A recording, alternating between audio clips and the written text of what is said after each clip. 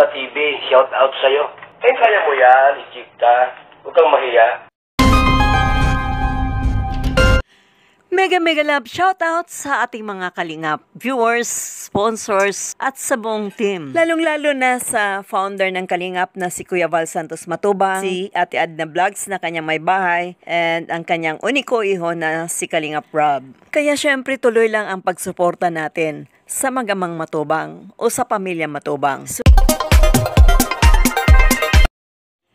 Sa pagyak ni Medeth ay maraming nakapansin. Maraming tumuliksa at maraming naawa, maraming bashers dahil sa mga negatibong ipinakita sa teleserye ng Team Dandeth. Ang pagyak ni Medeth ay sinyalis na ba ito that she's beginning to fall in love kay Kalingap Dan? Ayon pa sa nakapuna na medyo mailap na raw itong si Kalingap Dan kay Medeth.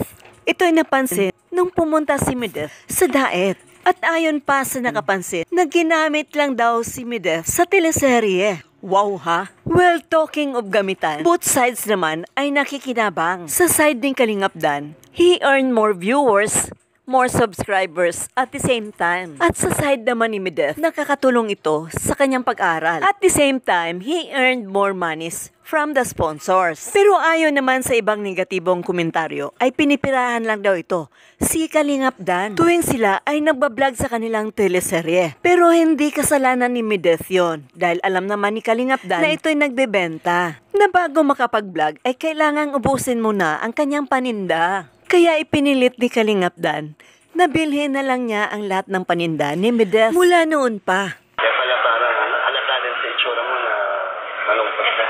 Ano, pwede ka ba ulit? Siguro si Dan ang magpapasaya talaga sa akin ngayon. Yung maubos yung paninda ko talaga. Kasi yun yung priority natin paghahanap buhay. Huwag ka mag-alala, bago ako pumunta dito, nakaredy na yung budget. 1.5 yan. O, bibili natin sa yan. Di ba masaya ka na? Oo. Ako lang pala magpapasaya. Hindi, yung pagbili mo. Anis mo ako? Ay, plano mo, Medith, pag bili ko to. Ano po?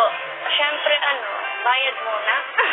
Bago Ito ang nakagawian ni Kalingap Dan at ni Medeth bago sila gagawa ng teleserye. Ang bakyawin o bayad muna sa mga paninda ni Medeth bago gagawa ng teleserye na dating nakagawian na nung una pa lamang na nai-vlog si Medeth. Kaya sa mga bashers dyan, dahan-dahan sa pagsasalita. At ito ang dahilan kung bakit porsigido ito mabenta lahat. kailangan ko talagang mag-doble, triple kayod para lang makatulong kina mama.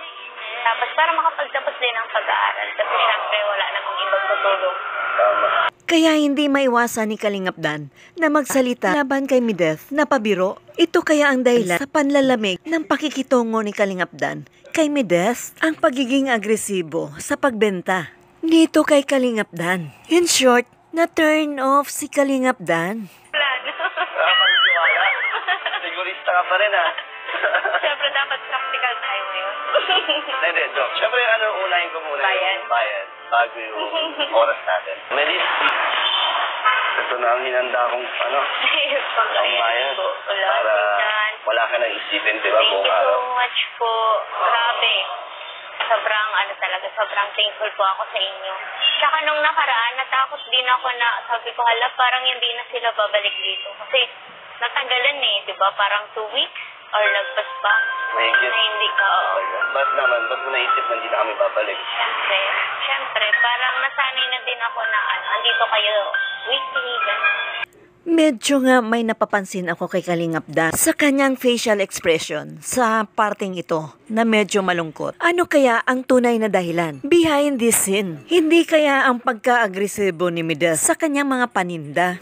At dito, nagpahayag si Kalingap Dan sa kanyang tunay na damdamin kung bakit ito mailap kay Medeth nung kapanahonan na sa diet si Medeth. Medith, sana ako sabihin. Ano po yan? Alam kung paano. Pero straight to the point na lang.